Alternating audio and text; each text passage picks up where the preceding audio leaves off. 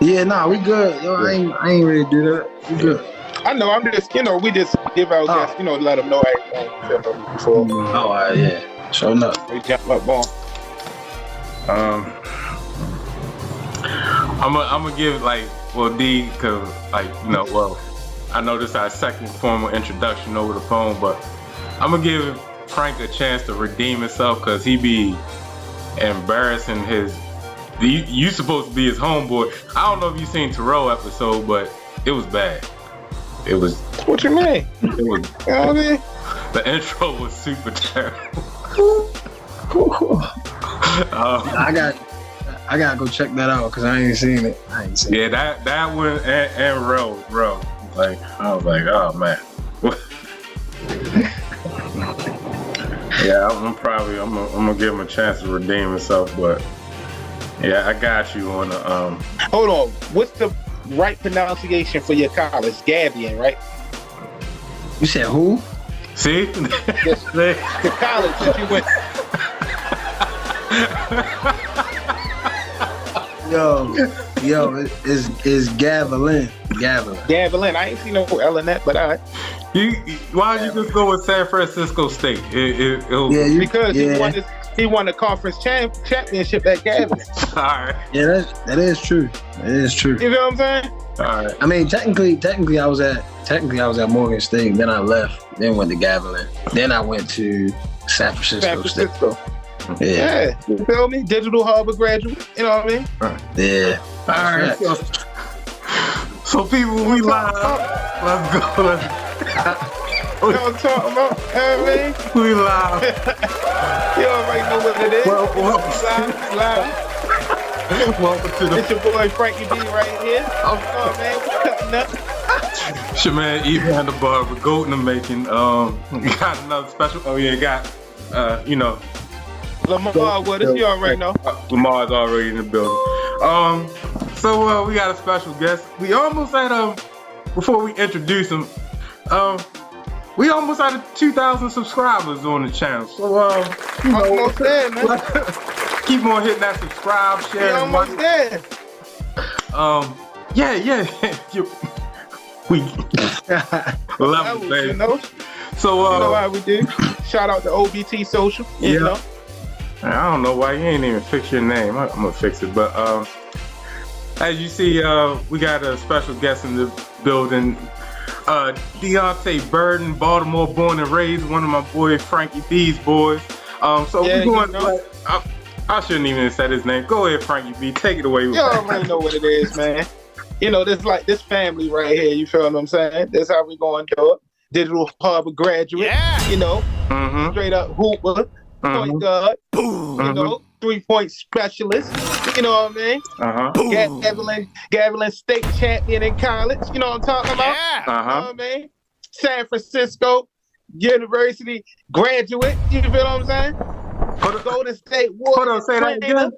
You said what? Golden State Warrior trainer. You know what I'm talking about? All right.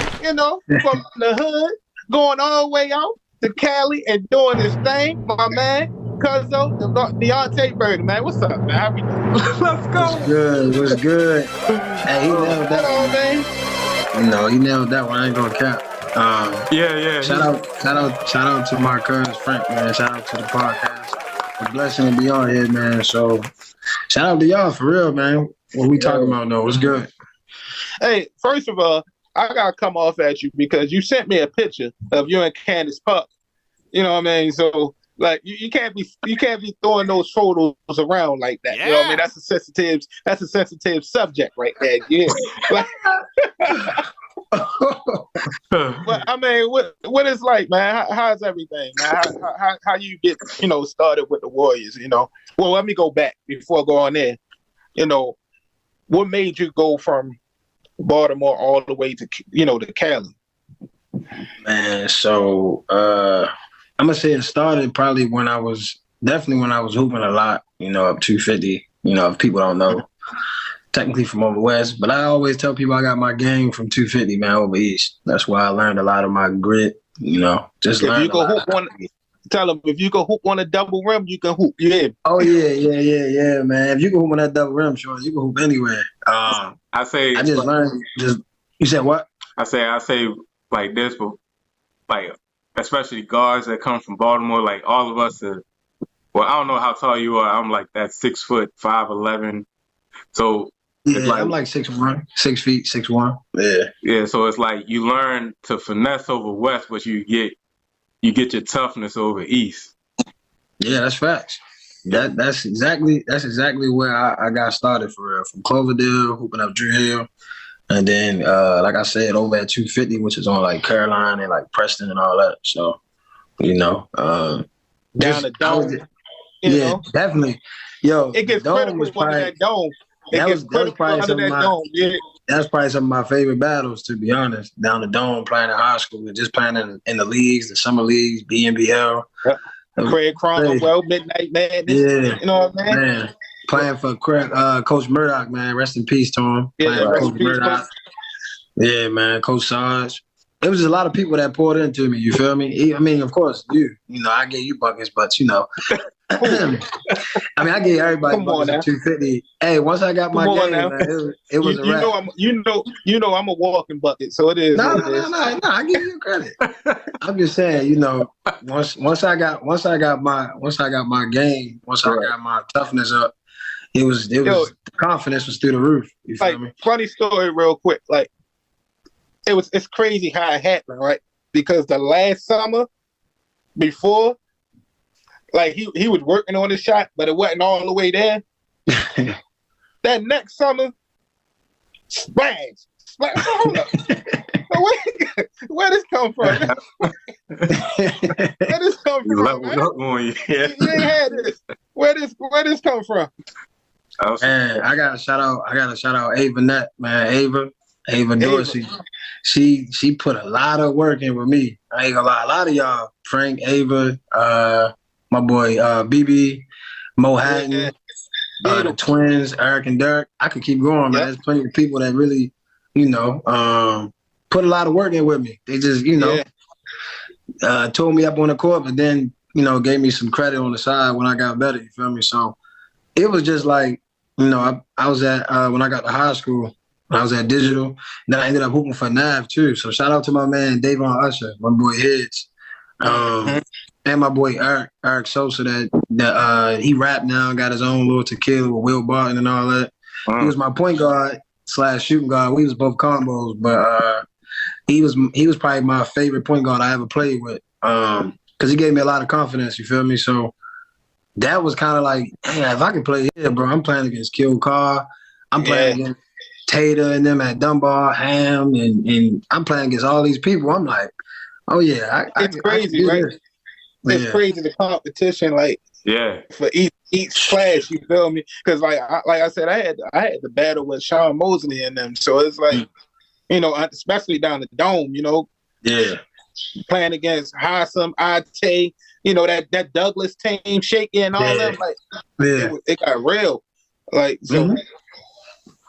It was people, man. I don't know. People sleep on how good Tater, Akeem Austin and them. Yeah, Keem and Tater and Carolina, Devontae Wallace, bro. They was. When you hooping with CJ Fair and them too? Yeah, I played against him, bro. He was like a senior. I was young. I was like a little sophomore for real. But CJ, man, Kill was that Patterson team. Yeah. Yeah, that Patterson. I probably guarded him probably a good 4 times out the game. He scored on me twice, but I got him back, bro. But Kill was that boy was crazy. He's still like that too. No, he still is. I give him his respect, but I think ultimately my confidence came from, like I said, I got my finesse game from over West. Then I got my, like he said, man, I got that Doug in me when I came over East. And after that, it was just like, you can't step on that court up 250 or down Madison if you ain't got that dog in you. Oh yeah, nah. There's too many great hoopers over there that that should have been in the league. You feel me? Yeah, I agree with that. I agree. Like you say Ava and them taught you how to shoot and stuff like that. See, I got my shot and stuff from my man Dollar. fresh. You feel me? So oh yeah, rest in peace. Dollar, you feel me? Yeah, nah, I remember. Mean? That's Mr. Good Night himself. He shoot the ball, turn around, and say good night, splash. Hey, nah, but E Money definitely helped me out a lot too, though. E Money for sure. Shout out my man Eric. He definitely put me on a lot. Eric Ross and that. So I remember. Well, since we're talking about shooting, we might as well go to being able to see greatness every day and working with Steph and Klay.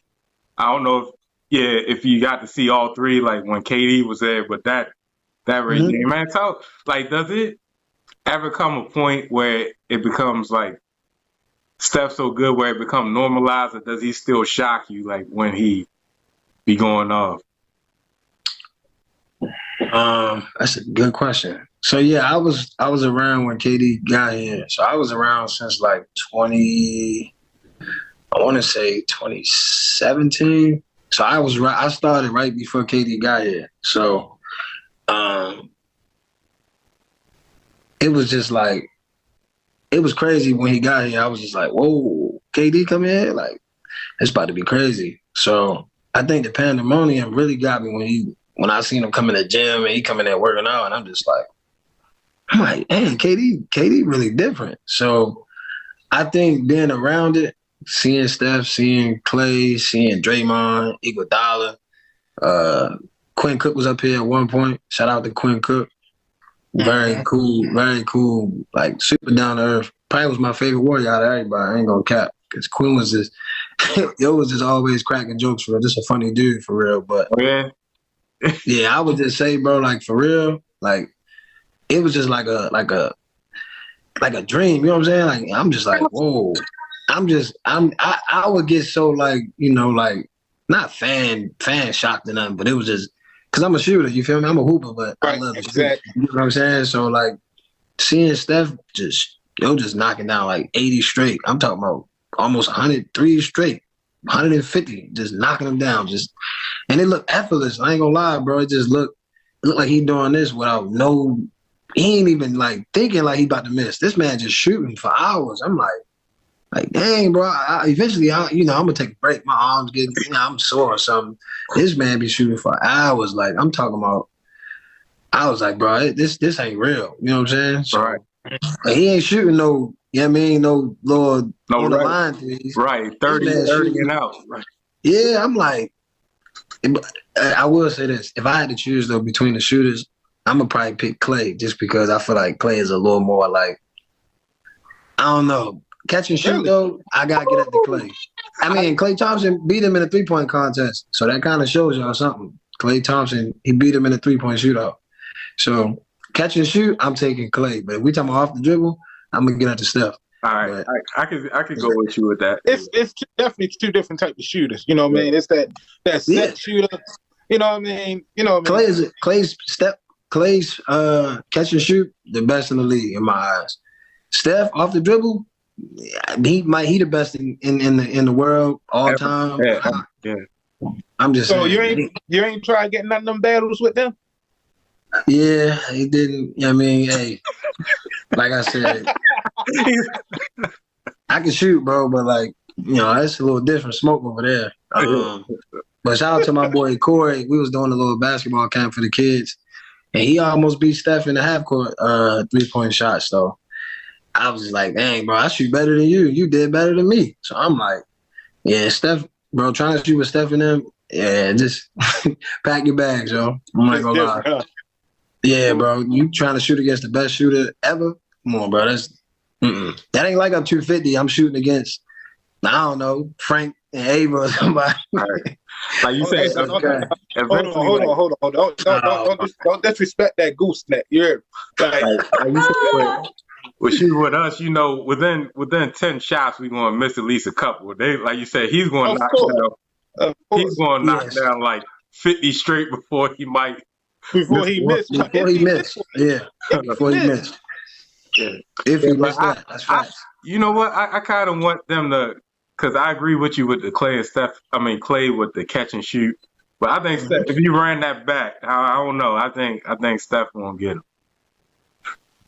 I don't know. That's tough because Steph not really he's not really a catch and shoot type of guy. He is, but he's not. He's a 2 dribble pull up, 3 dribble pull up, 4 dribble, 2 dribble pull up, 1 dribble off the step pull up. Like he's a movement shooter. That's how he became Steph. I mean, Klay is known as a catch and shoot guy. Like that's his thing.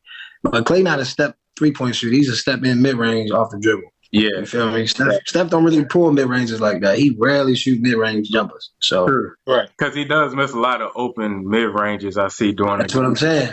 He do. It's uncomfortable for him. Like I've seen enough. It's not his comfort zone. Like his comfort zone is dribble, tween, pull up 3, right, 30 feet away from the 3-point line. Yeah, that's his game. He ain't no mid range type of guy. Finish package, the him, and then Hold up. Yeah. Hold up. That layup stuff is crazy. You let me leave out an accolade of yours, man. How you gonna let me do that? My man got 2 books out, man. Oh yeah, I forgot. Oh yeah, man. Yeah. 2 books. You know, appreciate that. 2 books. You know, I don't mean to jump subjects. You know, and you know, move from Golden State. We're gonna come back to it. But what made you get into writing? You know what I mean? You know, putting out books and, you know, doing your thing like that. What made you start getting into that?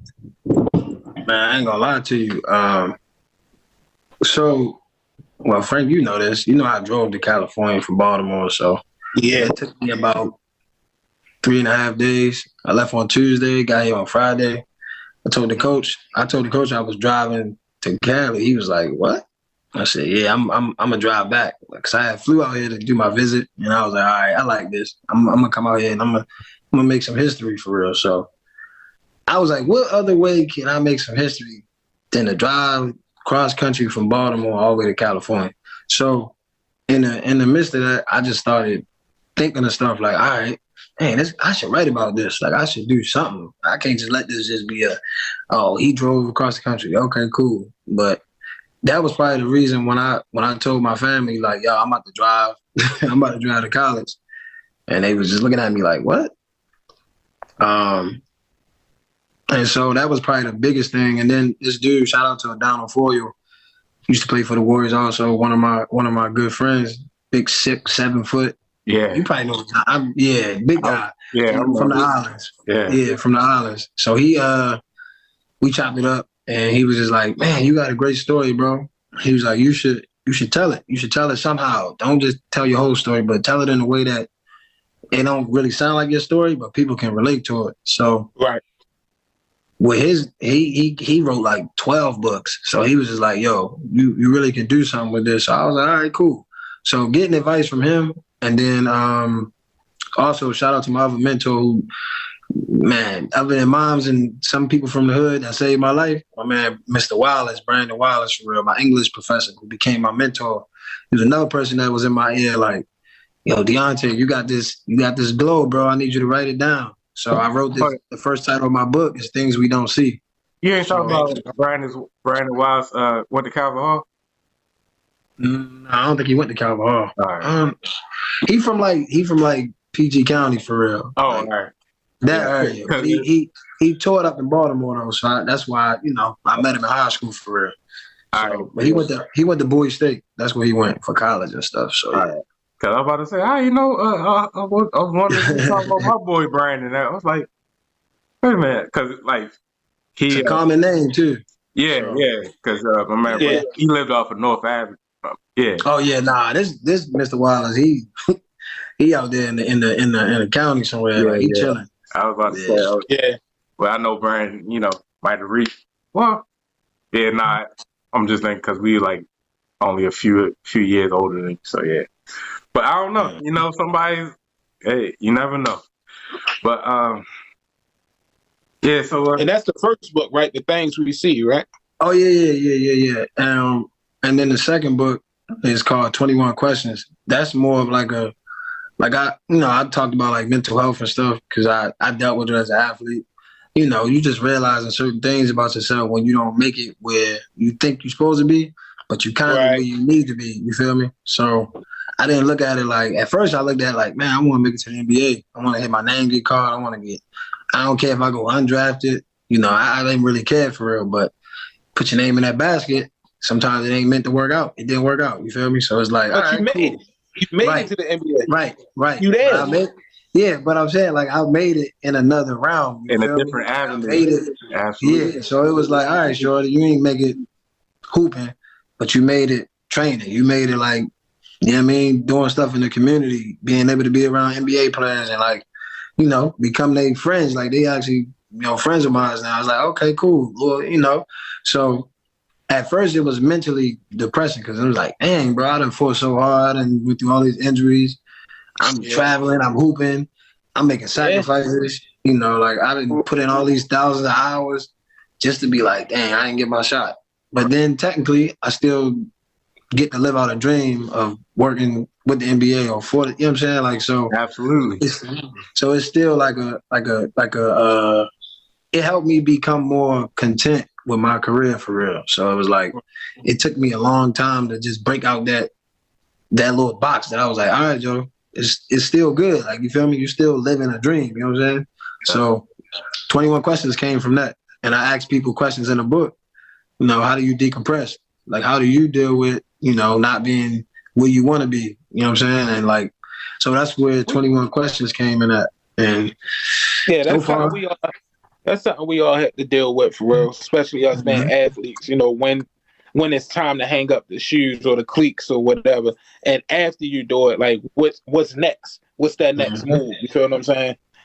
Yeah. Like me, like for example, like now I'm coaching now. You feel me? I'm coaching football now. So it's like, not that I'm trying to push my dreams on my kids.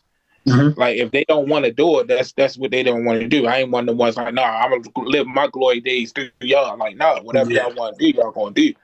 You feel me? But at the same time, we all still got that passion and that love for the game. You feel me? So it's like, how can we channel that in another, you know, in another way than try and get out there and still try and do something, mess around, hurt yourself, thinking you still going to do something. I remember you in your football days. I remember that. I remember your college days. I remember. Hey, and I'll probably have to send out another link because getting on late. Say you got 10 minutes. I probably. Oh, okay. Yeah, actually, I'm sending it out now. We'll be right back, people.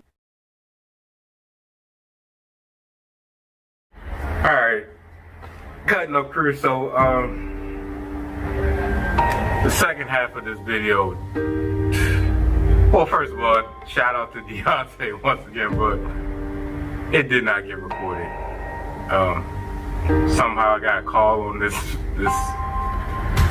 phone and it disrupted the screen recording, so we're gonna have to do the second half on another date and time and get our boys back on. So yeah, I apologize. I don't know what to say. Man, it's always when in the flow. Like, I wish you can't recreate the magic we had on that second half. Of course, we got into the Ravens letdown and everything, but you know, self-inflicted wounds. Yeah. So me and Lamar and Diontae and Frankie B, we're gonna have to re-record this one at a later date, but I hope y'all enjoy the first half. Cutting up crew, I apologize. I'm sorry. Keep on rocking with your boys. Don't forget to like, share, subscribe, and yeah, we'll catch you next time. I'm sorry, but enjoy the story time.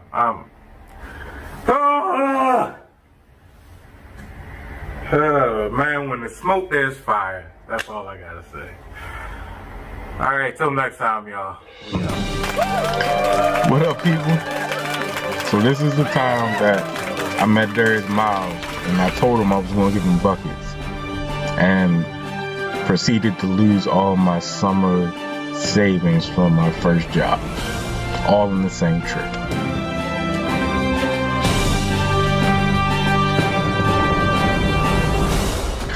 Alright, so this is, I'm gonna say circa 2002, 2003. I had my first summer job, and, you know, I'm a church boy, and my dad, he's in the ministry, and we were on a conference trip to Cleveland at the time. So, Cleveland, you know, it's not much to do there. Sometimes they got the moniker. I'm not gonna put this on it, put this bad.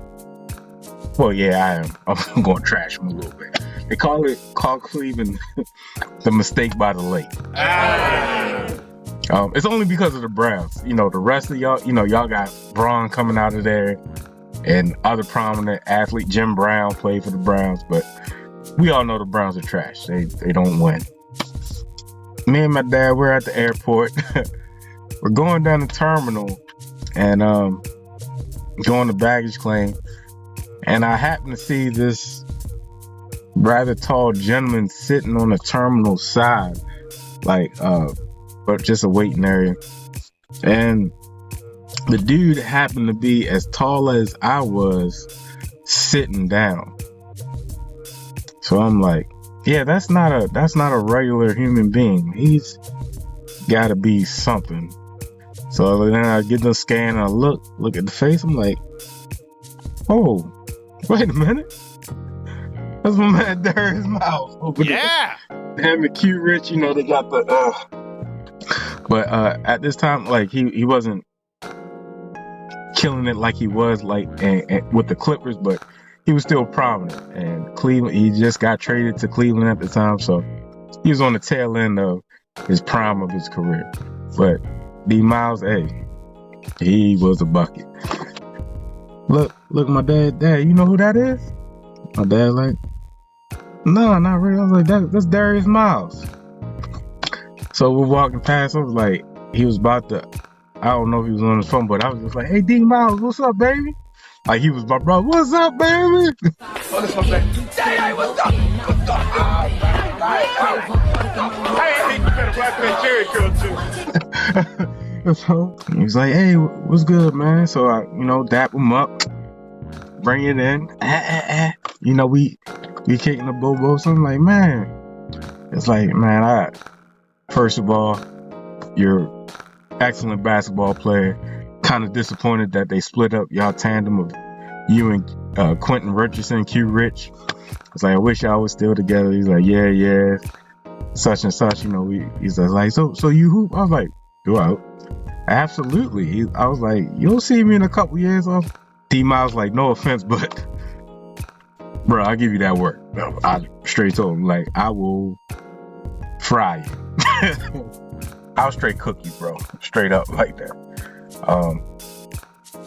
Your boys got handles. Your boys definitely jumping wet. And I had hops. Oh, it's over. I don't care. I'm taking you to Sports Center. Who cooked Darius Miles? Your boy did. E-Man the barber. Straight out of Baltimore. Talk about a highlight. They gave him. He was just like, when I told him that, he just gave me the look like, come on.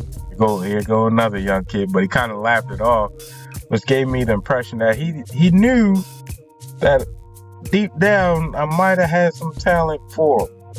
But most likely, yeah. You know, NBA is totally different. There's no, if you're in the league, you're in the league for a purpose. I would have scored, believe that, but it was probably wouldn't went too well. But he definitely was like, oh yeah, all right, bro. Like, you know, where you go to school right now? Of course, you know, Calvert Hall. And so at this time, like, well, I didn't get the letter yet, but you know, I got the recruitment letters. You know, Georgia Tech was at the top. So I'm just like, I'm like, and being from Baltimore to Baltimore, confidence and slight cockiness of being a guard from Baltimore, like, bro, D Miles, you're gonna see me in a couple years, bro, and I'm gonna give you that work. Trust and believe. You're catching highlight. Or if at this time, you know, I had hops, so I'm probably wasn't gonna bang on him, but I tried. I would have tried it. I was in my prime. So he's like, oh, well, all right, well, I'll be looking for you. I was like, you know it. Hey, you have a good trip and enjoy Cleveland Cavs. But at least he got to play with Bron. So I never scratched or sniffed the league. Possibility of getting into it, but hey, it is what it is. So later on, like I said, saved up some money for my first job. Me and my dad go out to eat, blah blah blah, at the restaurant. Sit down, so your boy feeling good because he done built up a couple stacks. First job, so I'm ready to impress. I'm getting money. Get paid, nigga. I'm getting money. Don't need the A. You know how you go on trips and you rely on your parents, like, hey, can I borrow a couple hundred, for the trip? And they're just like, all right, here you go. This time your boy was balling. I'm getting money. Go to the restaurant, about to leave. Hey, Dad, you know what? Thank you for, bringing me with you. This one's on your boy, Father, son time, this, I got it. Hey, waiter, can I get the, don't even look at it. Dad, don't even look at that. So, pay for it. Everything hunky-dory. Before, the whole transition of digital currency and everything, for Gen Zers, when you go to the bank, well, they still do it now, but when you get a lot of money, they'll give you a envelope to hold your money in. So I had my envelope, and after I paid for the bill, I thought I put it in my pocket, but somehow it slipped out. Oh no! And it was left in the booth. So we go back to the hotel room, getting ready for the service that night, and go do the pat, like, hold on. Hey Pop, you haven't happened to see my money, have you? Nah. Let me check. You gonna check it?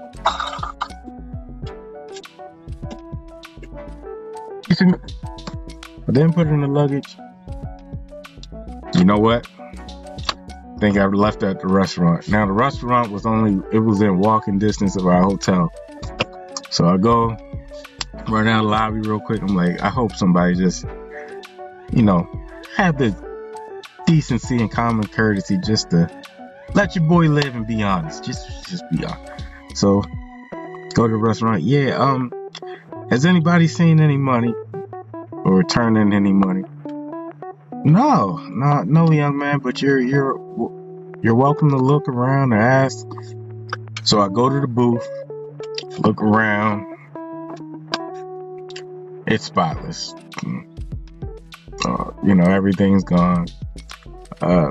So I'm asking the staff, hey, did anybody turn in a stack of money, because your boy had racks, so, well, not racks, but, a few hundred. Anybody turn in an envelope with this money? So at this point, like I said, my first real money saving from first job, so boys start getting, feeling some type of way inside, and boys start cracking. Like, come on, be for real. Like, you ain't see a stack of, an envelope full of money. Come on, man, I'm a kid. This is all I got. It's all I got, B. You just gonna take my money from me? So, no sympathy, and somebody at that restaurant, whatever waitress or waiter or people that was doing, the cleanup, they got a nice tip. That's all I gotta say, but you work, you learn, and you lose. That's all.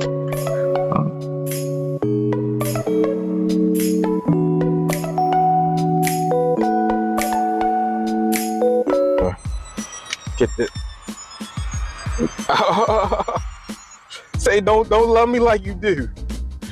So the sampler. Let's go, people. Let's go, Underground Pizza. Y'all doing God's work right here. And it got the dipping sauces to go with it. Oh man, don't. Why they do your boy like this? All right. What's good? It's your boy E-Man. E-Man the Barber, Goat and Mason. Back with another foodie video. And guys, today, pause. We're trying fried mac and cheese balls. I love mac and cheese balls. I don't care. They're absolute delight. So here we go. Underground Pizza just opened up in Towson. So yeah, I'm about to hit them up.